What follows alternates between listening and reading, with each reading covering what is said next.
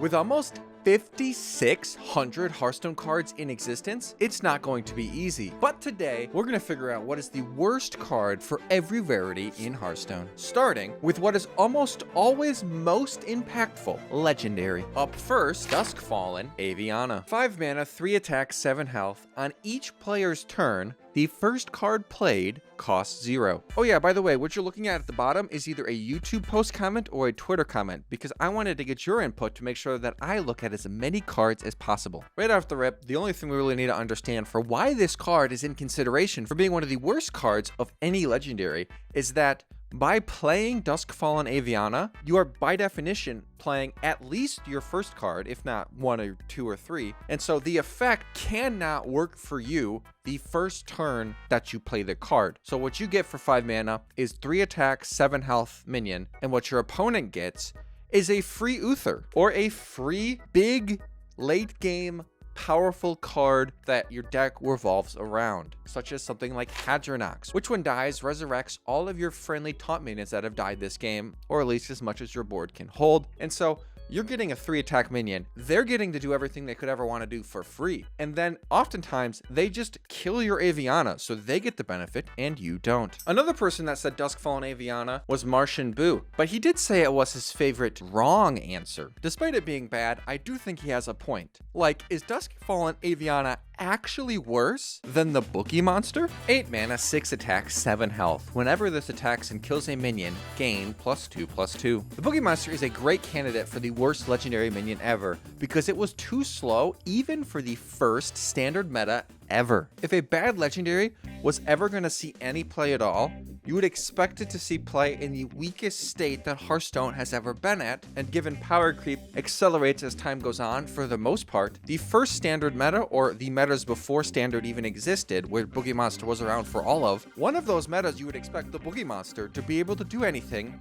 at all. The Boogie Monster is bad for all the reasons you would expect. It doesn't really do anything unless you can attack and kill a minion, and oftentimes with your big minions you want to go face to kill your opponent, and so it's only doing anything if you trade, which is often bad. The stats are bad for the cost, the effect's really not that great, so it's super easy to see how this card would be one of the worst cards for any legendary minion. But hey, it is pretty good against Dirty Rat. I'm gonna double rat him right now.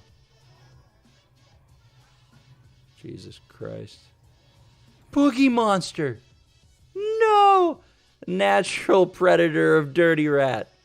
Alright, we're dead. Can't lose stars at this rank. Yeah, thank God. This is the hardest rank 25 game of my life. I'm getting dumpstered by Boogie Monster. Hemet Nessingwary, 5 mana, 6 attack, 3 health, Battlecry, Destroy a Beast. This is a card we've talked about on this channel before, but to TLDR why this card is bad, it is very niche specific. You can only target a beast, and it's not exactly cheap, you know. Hungry Crab destroys a Murloc for 1 mana and gains +2/+2. This card is just a 5 mana 6/3 that can only destroy a beast, and that's it. There's something to be said about beasts being more common than Murlocs or more powerful, but the general idea is it's expensive, very situational, and very, very bad. But hey, as we're seeing in this footage, it's at least good for something. However, all the legendaries disenchant for the same amount, so to truly know if this is the worst card in Hearthstone, let's continue to look at some other options. Raid the Sky Temple, which is a 1 mana quest mage legendary spell that says quest cast 10 spells, reward Ascendant Scroll. And the Ascendant Scroll is a hero power that replaces your original Fire Blast, or whatever you had at the time, with 2 mana, add a random mage spell to your hand.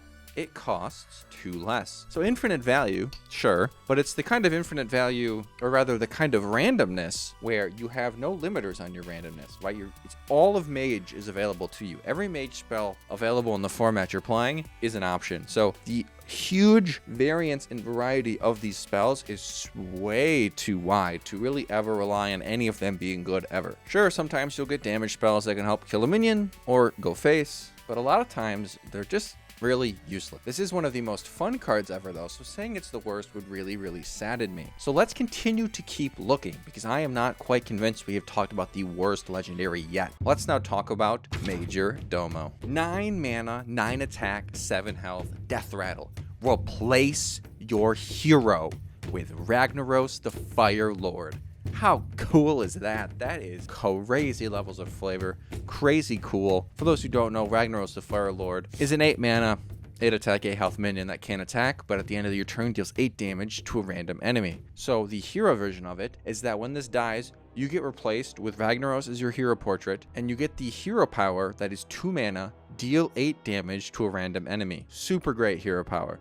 However, unfortunately, the way they've balanced this card, back for its times or just for all times now, is that when you become Ragnaros, your health, whatever it is, gets set to 8 to match the health of the Ragnaros the Fire Lord card, which is just, even back then, especially now, it's a scratch, man. It is very easy to just take 8. So this card's best use is actually to just give it to your opponent to make them become Ragnaros so that you can kill them, which is unfortunately a pretty concerning fact when you're trying to make this card anything other than potentially the worst legendary Hearthstone card of all time. I don't really ever want to say anything related to Ragnaros is the worst though, because at least you can use it sort of to win by going through really convoluted steps to give it to your opponent. So let's continue to keep looking. I'm not sure we really have to look at any other cards after this, as we are now currently going to look at Harbinger Celestia, which is a 4 mana, 5 attack, 6 health minion, except those stats are fake because stealth, after your opponent plays a minion, become a copy of it. This is a card where the peak value, the peak power level it can have is if it forces or if it stops your opponent from playing their big minion. If all they have in their hand is Lich King and spells, they can no longer play their Lich King without giving you a Lich King, right? They can no longer play their Tyrion without giving you a Tyrion. So you either prevent them from doing that and doing like spells or passing, or you get that big minion also. That is as powerful as this card gets. If that's how it worked, and the downside was it was a 4 mana 5/6, this card would be cracked. However, what it actually is it's, you know, you play a 4 mana card and then it becomes your opponent's cheapest minion, which is usually not very hard for them to come up with, and you end up with a 3/2 or a 2/3 or a 1/1, etc. And it ends up just being really underwhelming and really bad. And it's like, it kind of has the vibes of like being a secret, where it's like trying to stop your opponent from doing something or like alter the way they play. But most often, it's just really underwhelming and it's really hard for it to do what it is trying to do. This is a card that a lot of people nominate for the worst legendary minion in Hearthstone, and for good reason, because most decks, especially as time has gone on, it's just more and more common to run cheap minions. Most decks just in the history of Hearthstone have had cheap minions, and you just completely ruin this card outright. Of the cards we've seen so far, I do think this has a chance to be the worst of them, but we're going to look at more legendary minions real quick to make sure there aren't more worse legendaries hiding amongst the many that have been printed over the years. Gormak the Impaler. 4 mana, 4 attack, 4 health, battle cry. If you have at least 4 other minions, deal 4 damage. This is like such a bizarre card. Like, it's straightforward. 4 attack, 4 mana, 4 health, 4 minions, 4 damage. Like, it's clean. It has a bunch of 4s. But the problem with this card from a power level standpoint is it forces ordering that is complex at best and problematic at worst, either preventing you from making certain trades or preventing you from doing the things you want to do in your turn in a good order. And you're doing all of that in order to have an at best slightly above average payoff. And if you can't get that above average payoff with the downsides you need to sacrifice in order to get it, you are playing a worse card than Chillwind Yeti. Now listen here, no flack on Chillwind Yeti here. It is certainly not going to show up in this video, but it is also certainly not a good card. It is a basic card that you kind of put in the game to set the baseline where everything gets stronger from. You build on that card, you don't want to be worse than that card. And Gormak the Impaler is one of those cards where it's hard to play and you're getting an at best slightly above average payoff, which makes it one of the worst Hearthstone cards of all time, no matter when you're talking about it. Next up is Morabi. 6 mana, 4 attack, 4 health. Whenever another minion is frozen, add a copy of it to your hand. This is one of those cards pioneered what they tried to do with Shaman, which was create a freeze Shaman archetype. Outside of like a future card in Snowfall Guardian, there just really hasn't been anything powerful in Shaman with freeze. There's like some cheap 1 mana spells now that came years after Morabi as well, but it's like back in the time, Morabi just had no way to copy anything to get the value. And so much like Gormak the Impaler, not only are you getting a text list 4/4, but you're paying 6 mana for it this time instead of 4. Comparing this to the Impaler, I think it's a more expensive card, 2 more mana, and the text on it is actually worse, because not only are you not getting a slightly above average tempo play in the deal 4 damage, but you're getting nothing. Like, you're high where everything works out well, you know, your perfect baseline of like, hey, this card worked perfectly for the situation. It's like it's adding a Lich King to your hand because your opponent has to trade into it with water elementals. Like, what are we on about here? Like, this card is atrocious. It's so bad. Quite frankly, I think a 6-mana 4/4 might just be worse than Harbinger Celestia because of that. Because Celestia could be something else, whereas Marabi is always a 4/4. Although, to be fair, a 4/4 may be above the average stat line you get out of a Celestia, but at least you're paying 2 mana less for it. Ultimately, Marabi is like, has some cool uses. You know, if you can get a 1-mana card that freezes something, you can get that value, but it is so unbearably expensive. Marabi has a very good chance of winning this competition, honestly. They're all stinkers, but Marabi, quite frankly, could be the biggest stinker. But before we crown a card, let's look at one final legendary card to put this puzzle together and determine what is the worst legendary card in Hearthstone. Last but isn't least, we have Mimiran's Head, which is one of the coolest cards on this list, but we're not trying to figure out what's the worst from the least cool standpoint. We're trying to figure out which one's the worst based on which one's the worst. And Mimiran's Head, despite being incredibly cool, and very strong when it goes off, is basically a 5-mana Yeti. 5 mana, 4 attack, 5 health. At the start of your turn, if you have at least 3 mechs, destroy them all and form VO7 TRON. Voltron is an 8-mana minion with charge, Mega Wind Fury, 4 attack, so it's 16 damage if you all go face with all 4 attacks. Mega Wind Fury meaning instead of attacking twice, you can attack 4 times. It's, in order to summon it though, you have to kill your own board. And this isn't one of those things where if you have at least 3 mechs, it destroys those 3 mechs in Voltron, it'll destroy every mech you have. So you have to play a 5-mana 4/5, and if your opponent can do nothing about it, you get the privilege of killing off your board to then summon 1 minion that may not even be able to go face if you have taunts on the opponent's side of the board to deal with. And honestly, may not even kill your opponent if they have more than 16 life and you don't have any sort of buff cards, spells, which you probably don't if you're playing a Mimiran's Head deck. This has gotten slightly better over time as there were like ways to reduce its cost and like Magnetic was introduced, but there was really never a point where it made sense to slot into a mech deck, so you had to build like a deck around it. You had to do something with like Time Warp to get an extra turn to be able to have Mimiran's Head and mechs build up to then be destroyed, because otherwise it would always die. Like, this text is literally like, this card is literally 5 mana. You play it, your opponent has to kill it. That's the upside.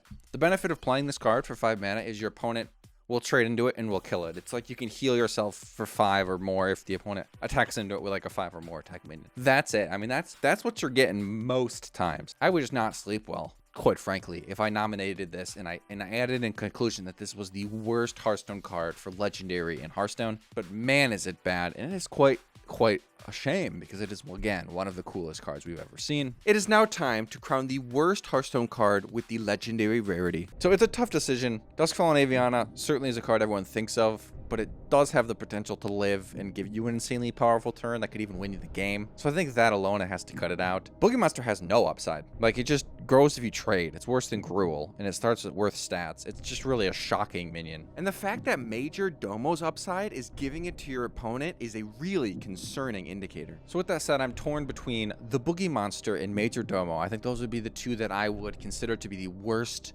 legendary card in Hearthstone. Cards like Aviana and Celestia are at least cheaper. These two are about as expensive as it gets, and they are terrible. Because Major Domo can do cool things, and because if you live, your hero power is really strong, there is technically some upside there. So I am going to definitively say that the Boogie Monster is the worst legendary card in Hearthstone. Brave Archer.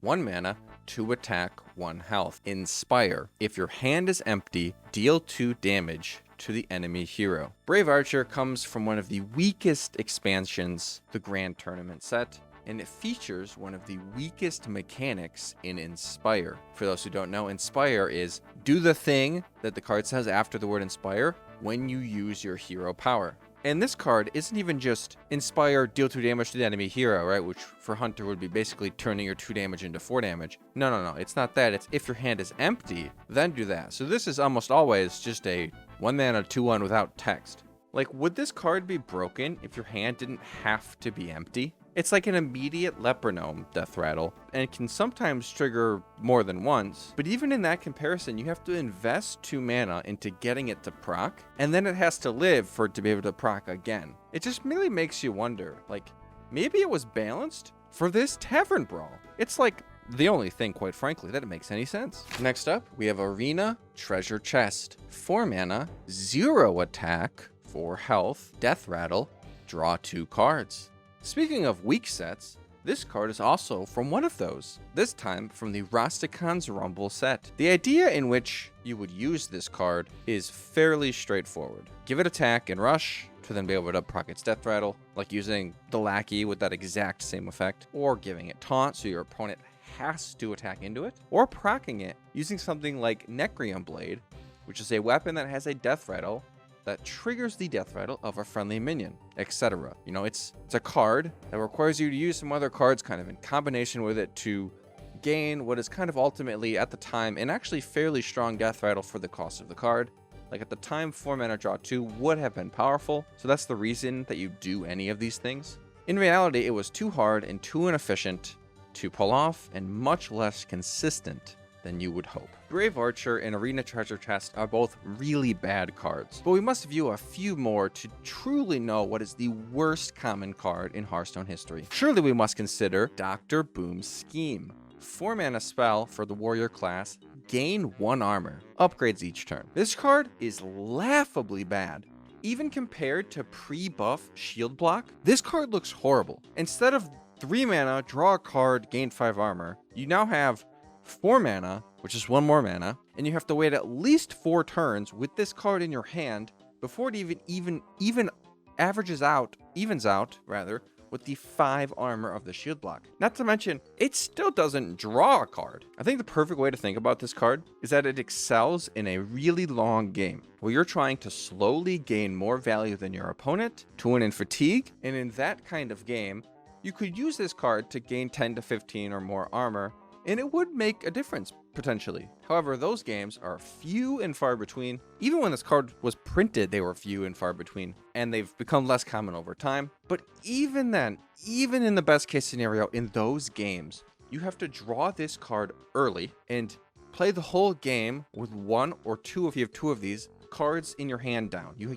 have 2 cards, 1 or 2 cards in your hand that you just can't play. So your options every turn for the rest of the game are worse than they would be otherwise. So you're playing a bad card to hopefully mega greed it out, which comes at pretty hefty costs and is only sometimes even any good at all. Just a horrible, terribly weak card. I do believe this is one of those cards that like had a version that was like slightly too strong, and then just before it went live or whatever, they're like, all right, make it this instead, and it just ended up being just awful, unfortunately, because I didn't want to make it too strong. We've seen that occasionally, but in this case, probably the worst common card. But just to be safe, we're gonna look at this next one, because if you told me that this next card was a custom Hearthstone card, I'd believe you. That card is Herald of Shadows.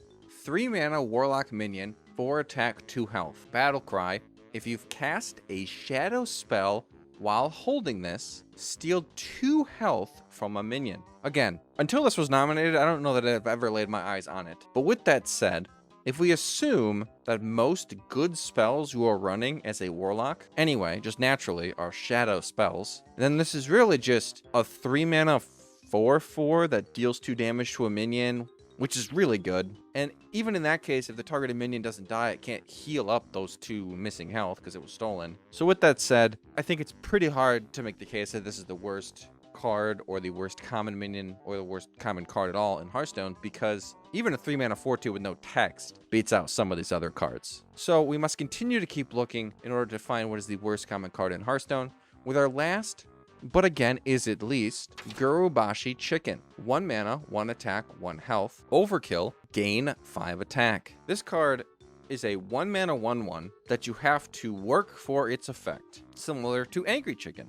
and probably many other cards. This is a theme that we've noticed at this point, where bad cards, especially the commons so far, tend to be cards where they don't actually do the thing printed on them unless several things in the game other than that go your way and go really well. And like, you'd never bother using these cards intentionally when there's better options that are easier to successfully use. So Gurubashi Chicken is like, sure, if you buff it and it lives, and you manage to trade into something that you kill that has less health than the amount of attack you have. So you have to buff this card, it has to live, and then you have to trade into something not as nice as maybe you'd want to. Then it can gain 5 attack. So that's even worse than Angry Chicken, because in Angry Chicken's case, as long as it lives, no matter how you trade, you get the extra 5 attack. But this card has a chance to double dip, and I guess technically, like, it can't be healed to then lose its attack.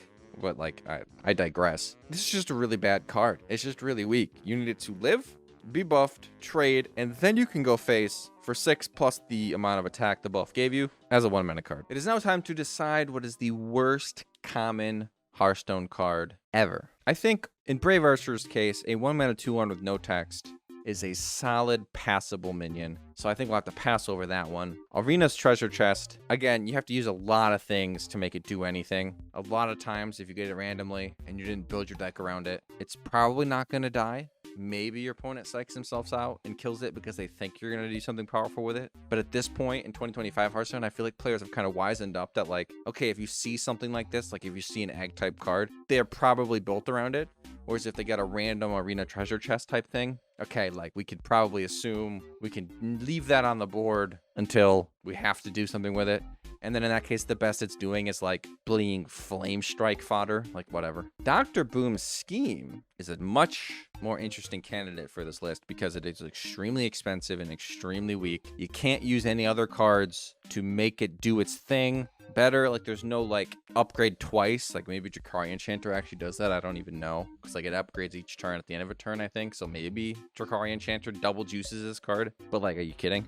Like that's laughable. Like there is no world where Dr. Boom's Scheme is anything but a horrible Hearthstone card. Then we have Herald of Shadows, which again, 3-mana 4/2 with no text. Better than Dr. Boom's Scheme. Gurubashi Chicken and any other card like it, 1-mana 1/1 do nothing. Worse than Brave Archer, which is a 1-mana 2/1 do nothing. So it's either Gurubashi Chicken or Dr. Boom's Scheme. But like, come on, are we really gonna give this to Gurubashi Chicken? It's a 1/1 beast. Like you can at least like Mark of the Wild it and buff it. You can use it with some kind of beast synergy. You can Crackling Rice or Maw it, whatever. Like it's a minion early. And again, bad cards have bad effects to consider, bad stats to consider, and in a lot of cases, expensive cost, bad cost to consider. And so I think it's a no-brainer here. Dr. Boom's Scheme certainly is the worst common card in Hearthstone history.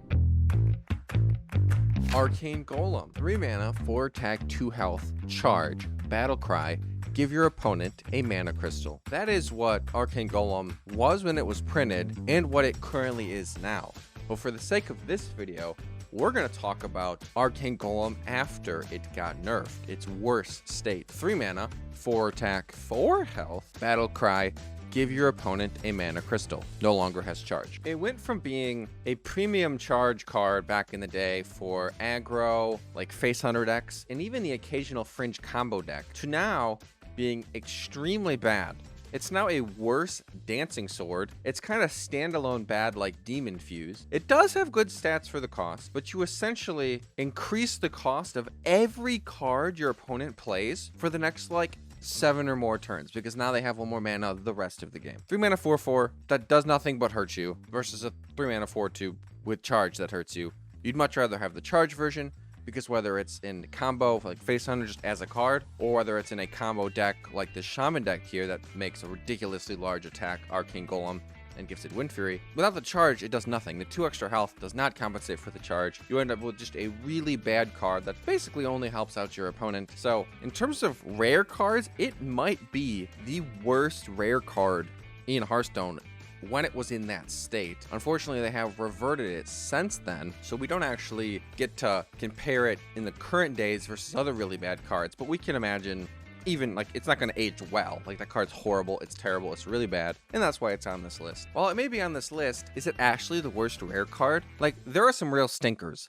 just like Argent Watchman. 2 mana, 2 attack, 4 health, can't attack. Inspire, can attack as normal this turn. We've talked about this before, but it's basically a minion with like fine stats. They're not even that good of stats, and they require a 2 gold tax in order to even be used. It's like slightly above average, maybe stats. It comes at such a massive tax. Like you're getting 1 extra health, and you have to invest 2 extra mana in it. And you're not spending a 4 mana 2/4. You're spending a 4 mana 2/4, and then if it lives a 6 mana 2/4, and then if it lives an 8 mana 2/4, because you have to keep investing in it. This card could just be a 2/4, or inspire something positive happens, or inspire at the very least can attack as normal this game, so you don't have to keep hero powering every turn. Horrible, crazy, terrible bad card. But before we can declare it as the worst card, what about Gnomish Experimenter? 3 mana, 3 attack, 2 health, battle cry, draw a card. Great start. If it's a minion, transform it into a chicken. This is one of those cards with many fun facts and quirks, but for the sake of this video,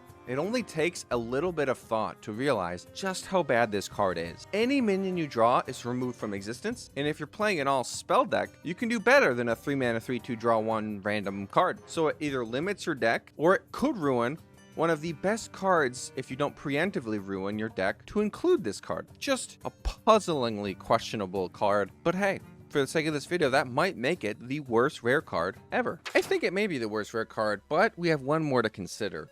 Coliseum Manager, 3 mana, 2 attack, 5 health. Inspire, return this minion to your hand. This is our 3rd Inspire card. I'm noticing another theme where Inspire cards tend to be really, really bad. This card's upside is that you could theoretically value trade, attack into a 4/1, for example, you don't have a 2/1, and then you can hero power to get it back into your hand, so then you can play it again, or aka the most expensive heal effect of all time. What value? But with that said, is Coliseum Manager the worst rare Hearthstone card? All of these cards that we've talked about are bad cards with average or slightly above average at best stats with a negative effect, right? They're like, you're not getting anything, and then the text makes the card worse, right? Coliseum Manager is a 3 mana 2/5, which is a fine stat line, but the text says you cannot hero power while this minion is alive. Like, you just can't do it because you don't want to return it to your hand. You want the tempo of it being in play. Returning it to your hand is terrible and very weak. Gnomish Experimenter is 3 mana 3/2 draw card, which is really good, but you can't draw a minion or it's just literally destroyed. Argent Watchman, same problem as Coliseum Manager, but it can't even attack unless you hero power. So in the case of Coliseum Manager, you can kind of just be like, okay, I won't hero power, fine. Argent Watchman, you have to hero power. You don't have a choice. And then Arkham Golem, after the nerf, is again just a card with slightly above average stats. You get an additional attack on like your spider tank, right? That's the baseline. And are you really going to give your opponent an extra mana every turn for the rest of the game up until it's capped, so you can have one more attack on your minion? Of course not. You're never going to do that. But if we're going to go with a card where it currently exists as, I would say that Argent Watchman is in fact, without a doubt, the worst rare card in Hearthstone history.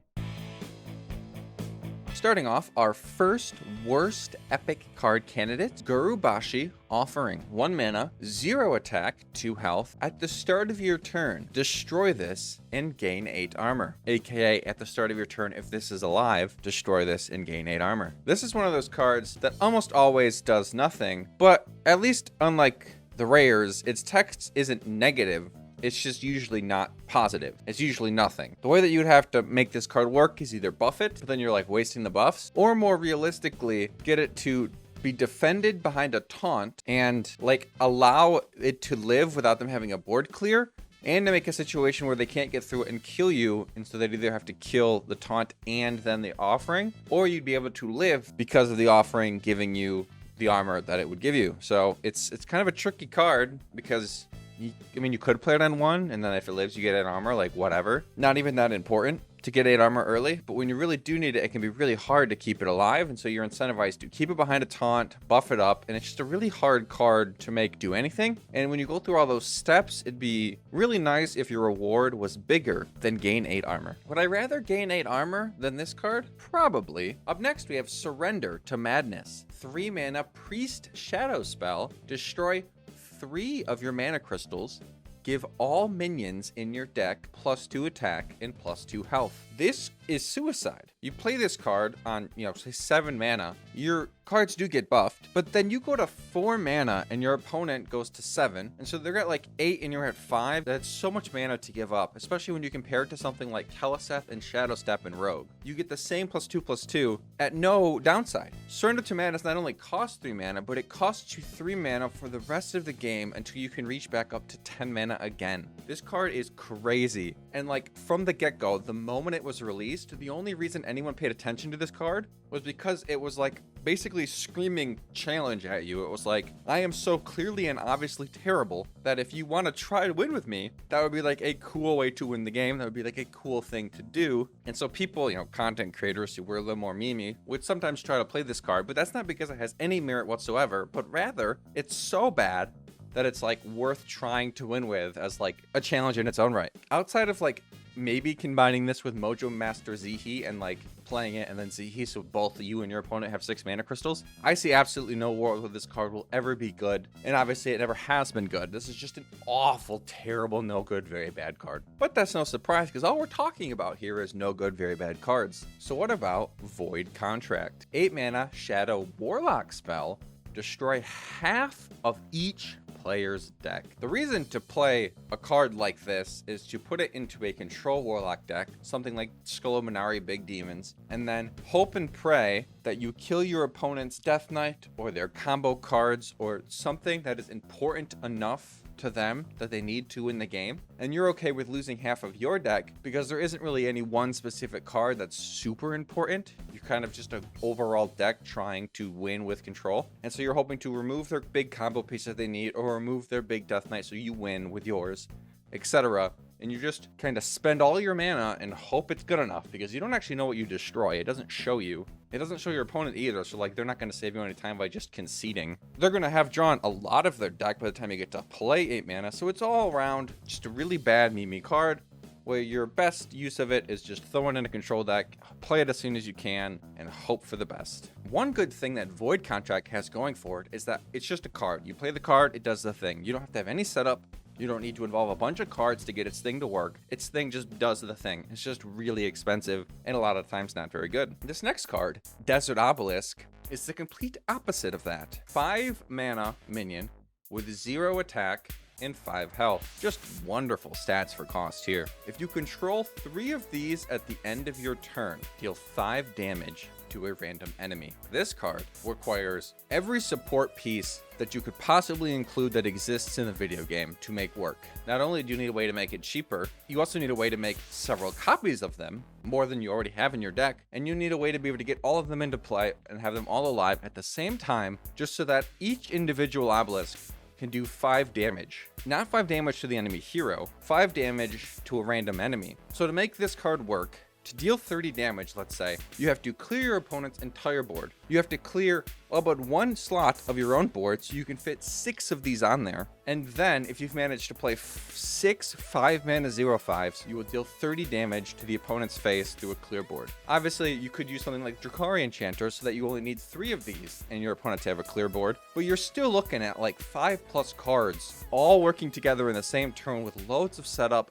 and prep beforehand to get you to a point where this card can actually do its thing. You're going to lose countless games, and people who played this card did, just trying to get it to work. And most times, you're just going to have it shoot a couple minions, shoot a couple face, and just kind of like hope they can't answer it because like you can't do anything anyway, like you're gonna die. Regis here had a clever idea to try to shuffle in shadow reflections of Desert Obelisk so that when they're drawn, they summon a Shadow Obelisk. And with Alec here on the left, you put 6 in, so you're guaranteed 6 if you have the space, but you're still going to have to clear your opponent's board if they manage to make one. And in this case, the opponent is clearing his board, which is helping him because he's going to get double Desert Obelisks instead of what he already had, which was taking up their space. So he's done him a favor here. This card is just so slow, so weak, and so very bad. Have we done it? Have we found the worst epic card in Hearthstone history? Is it Desert Obelisk? Well, it's probably not Gurubashi Offering, although the benefit of Gurubashi Offering is that it's cheap, but it has 0 attack. So in some of the other cases before, we've had, it's a 1-mana 2/1, even if its text is nothing, it's a fine card. Gurubashi Offering is a 1-mana 0/2 without text, but that's if they're killing it. So they're at least sinking an attack into it, so you're at least like healing for 2.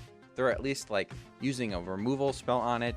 Maybe it's just getting, like the worst case scenario for this card is you spent a mana on it, and it died to your opponent's AoE. That would have happened anyway. So you've wasted a card slot and a mana. That ultimately is just not as bad as these other cards. Surrender to Madness, you're wasting 3 mana and 3 permanent mana for a lot of turns, and you're very likely going to die before you can ever make the positives outweigh the negatives.